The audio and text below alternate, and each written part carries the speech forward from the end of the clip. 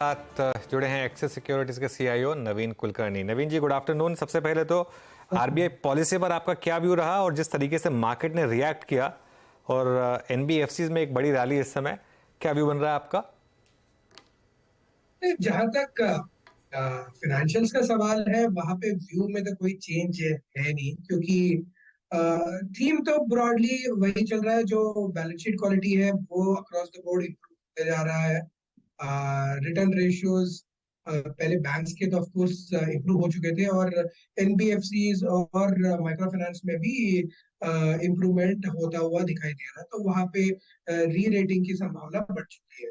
तो overall BFSI का जो थीम है वो बरकरार है, और मुझे लगता है कि आगे चल के भी जो बीएफएसआई सेक्टर है वो अच्छा करेगा। और उसमें भी जो पॉकेट्स है, जैसे पीएसयू बैंक्स हो गए, माइक्रो फाइनेंस हो गए, कुछ चुने हुए एनबीएफसीज हो गए, ये सब मुझे लगता है कि काफी अच्छा रिटर्न यहाँ से भी डिलीवर कर सकते हैं in the next 6 months. Okay. आपका व्यू इस बात को लेकर क्या है? मतलब अभी आपके आने से पहले, कुछ देर पहले, आप यकीन मानिए, हम आरबीआई द्वारा और गवर्नर साहब द्वारा जो कंसर्न अनसिक्योर्ड लोन और उनकी एक तीव्रता को लेकर जताया गया है, ये इसको लेकर आप कितने चिंतित हैं? बैंक के पॉसिबली अगर आप देखें एनपीएस पर अगले आने वाले कुछ क्वार्टर्स पे अगर इसका कोई इम्पैक्ट पड़ता है, ये दुविधा क्या है आपके ऊपर और आपको नजर आ रही है?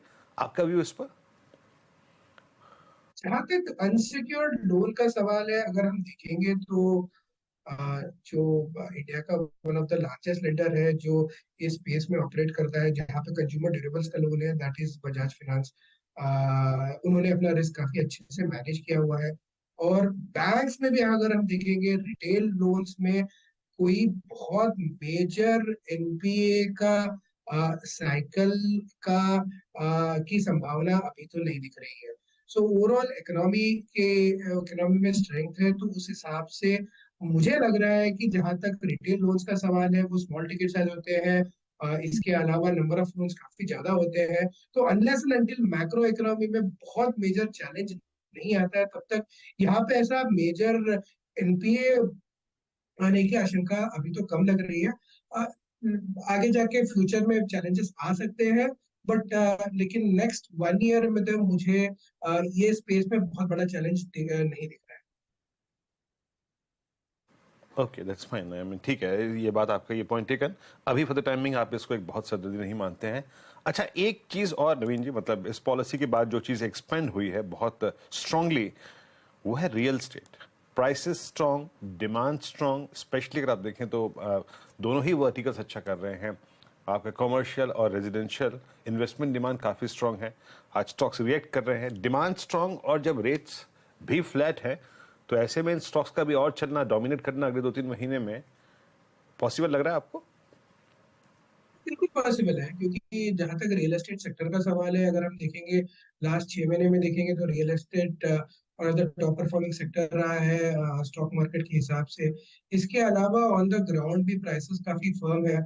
अगर आप एक इम्पॉर्टेंट मेट्रिक देखेंगे कि कोई भी अगर एक नया प्रोजेक्ट लॉन्च करता है तो कितनी जल्दी सेल आउट हो जाता है, तो अराउंड 50 to 60% बुकिंग पहले के let's say around in couple of months हो जाती है।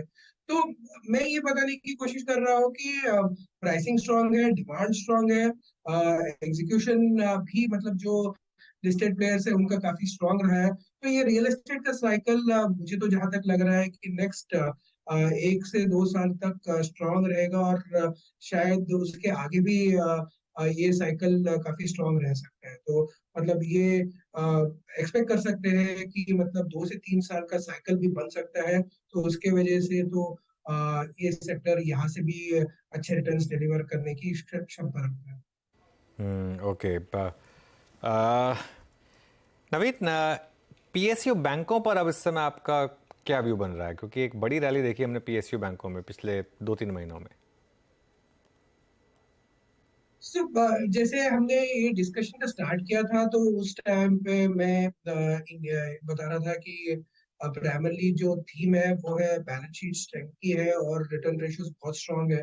सो पीएसयू बैंक्स में भी इम्प्रूवमेंट कंसिस्टेंटली दिखा है, रिटर्न रेशियोज इंप्रूव हो गए हैं, आरओए 1% एंड अबव भी कोई बैंक कुछ बैंकों का पहुंच गया है, तो उस हिसाब से एंड वैल्यूएशन अभी भी रीजनेबल है। सो अगर आप ओवरऑल बैंकिंग सेक्टर में देखेंगे कि जो प्राइवेट बैंक्स है, प्राइवेट बैंक्स का जो मोड होता है वो लायबिलिटी की साइड की तरफ होता है, जहाँ पे फी बेस्ड इनकम और ये सब एवेन्यूज उनके काफी स्ट्रांग होते हैं। जबकि पीएसयू बैंक्स जो है इनका branch network and deposit taking capability अच्छी होती है। तो ये थीम में अभी पीएसयू बैंक्स मुझे लग रहा है कि नेक्स्ट 6 से 12 महीने में इनका जो अपटिक है वो बरकरार रहेगा। लोन गिविंग कैपेसिटी इनकी वैसे तो ठीक है एंड डिपॉजिट टेकिंग कैपेबिलिटी भी काफी अच्छी है। देयर आर सम एरियाज जहाँ पे मिसिंग है, जैसे डिजिटल और फी बेस्ड इनकम में पीएसयू बैंक्स का बहुत स्ट्रांग होल्ड नहीं है, लेकिन उसके हिसाब से वैल्यूएशन भी रीजनेबल है। तो जो ओवरऑल ग्रोथ है वो ठीक दिखेगा एंड यहाँ से भी स्टॉक रिटर्न्स मुझे लगता है कि पीएसयू बैंक्स में काफी डिसेंट रहेंगे। ओके, एक बार जरा आप लेकर आइए टीसीएस वापस और देखिए क्या शानदार मूव यहाँ पर। और याद होगा आपको, कल भी हम डिस्कस कर रहे थे इसको। इसका जरा डे चार्ट लेकर आइए। ये देखिए अब डे हाई पर एक मार्केट अब एक एक्सपेक्टेशन लगाकर बैठा है कि बायबैक आ सकता है या नहीं आ सकता है। और काफ़ी इंटरेस्टिंग ये स्टॉक यहाँ पर। नवीन, लार्ज कैप आईटी पर क्या व्यू बन रहा है आपका इस समय? क्योंकि 2 क्वार्टर के नंबर्स खराब रहे हैं, लेकिन पिछले 2 क्वार्टर में सबसे ज्यादा आउट परफॉर्म आईटी ने किया है। तो देखिए, अगर मार्केट में आप ओवरऑल देखेंगे तो लास्ट 1 ईयर में आईटी सेक्टर ने अंडर परफॉर्म किया था, तो उस हिसाब से थोड़ा वैल्यूएशन का कंफर्ट आईटी सेक्टर में था, तो थोड़ा पुल बैक आया हुआ है। लेकिन मैं अभी भी थोड़ा कॉशियस रहूंगा आईटी सेक्टर पे, स्पेशली ये क्वार्टर के रिजल्ट्स के बाद थोड़ा और व्यू बनाया जा सकता है, क्योंकि जो Q2 होता है वो आईटी सेक्टर के लिए सबसे स्ट्रॉन्गेस्ट क्वार्टर होता है। तो at this point in time जो एक्सपेक्टेशंस बन रहे हैं वो बहुत ग्रेट नहीं है। एक दो कंपनीज है जहाँ पे मतलब शायद आउट परफॉर्म कर जाए, कोफोर्ज हो जाए, परसिस्टेंट हो जाए, जहाँ पे मतलब कुछ उनके जो ट्रेंड्स है काफी स्ट्रांग है, तो वो शायद आउट परफॉर्म कर जाए। But overall large cap space में अभी कोई बहुत ग्रेट अपटिक आता हुआ दिख नहीं रहा है मुझे। लेकिन ऑफ कोर्स रिजल्ट के बाद मैनेजमेंट की कमेंट्री एंड कोई सरप्राइज एलिमेंट दिखे तो यहाँ पे मतलब स्कोप बन सकता है पोजीशन बनाने का। At this point in time हमारा पोजीशन तो अंडरवेट ही है आईटी में। बहुत ही सेलेक्ट स्टॉक्स में निवेश किया हुआ है, but overall position still underweight है। ओके अच्छा, आपका एफएमसीजी पर व्यू क्या है? अभी जो गोदरेज सीपी ने अपना क्वार्टरली अपडेट दिया, मैरिको ने अपना क्वार्टरली अपडेट दिया, जो वॉल्यूम्स ग्रोथ में मिड सिंगल डिजिट में जिस ग्रोथ के अनुमान की वो बात जता रहे हैं इस Q2 में, अभी सारे स्टॉक्स प्रेशर में है। एक एचयूएल में थोड़ा बहुत स्विंग है, आईटीसी ठंडा पड़ा हुआ है। एफएमसीजी में आप लोगों का इस वक्त व्यू क्या है? क्या पिक कर रहे हैं, क्या अवॉइड कर रहे हैं आप? एफएमसीजी का जहां तक सवाल है, आईटीसी तो ऑफ कोर्स यहाँ से भी आईटीसी में अच्छे रिटर्न्स बन सकते हैं। स्टॉक काफी चला हुआ था, तो थोड़ा बहुत over ownership and cooling of period तो हर स्टॉक में आता है। बट आईटीसी के अर्निंग्स मुझे लगता है कि यहाँ से यहाँ पे भी ये क्वार्टर भी अच्छे होंगे। नेक्स्ट 2 क्वार्टर के लिए आईटीसी के अर्निंग्स में तो मुझे कोई चैलेंज नहीं दिखता है at this point in time. But overall FMCG sector में जितना एक्सपेक्टेशन था कि इंप्रूवमेंट आना चाहिए in terms of volume growth and uptick, वो अभी तक नहीं आया हुआ है।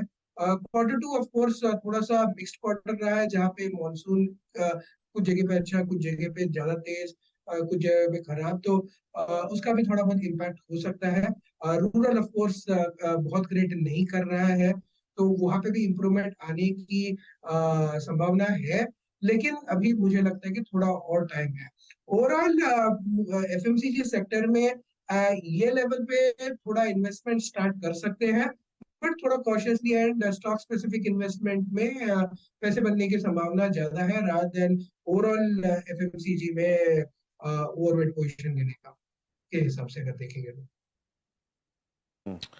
अच्छा, एक पॉसिबली आपसे प्रश्न और पूछूंगा। जिन स्पेसेस को मैं कवर नहीं कर पाया आपकी कन्विक्शन लिस्ट में जो हो, नवीन जी, या फिर एक स्पेस और डायग्नोस्टिक हॉस्पिटल इस चेन में अगर कोई आप लोगों का पसंदीदा स्टॉक हो या फिर इस स्पेस पे आपका व्यू?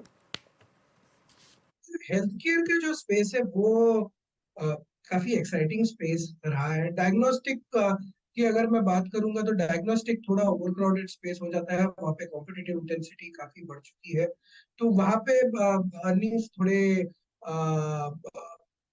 कंपाउंडिंग ना रहे। लेकिन हेल्थ केयर जो स्पेस है विच इज हॉस्पिटल्स, वहां पे मुझे लगता है कि यहाँ से भी कंसिस्टेंट अर्निंग्स कंपाउंडिंग स्टोरी बन सकती है।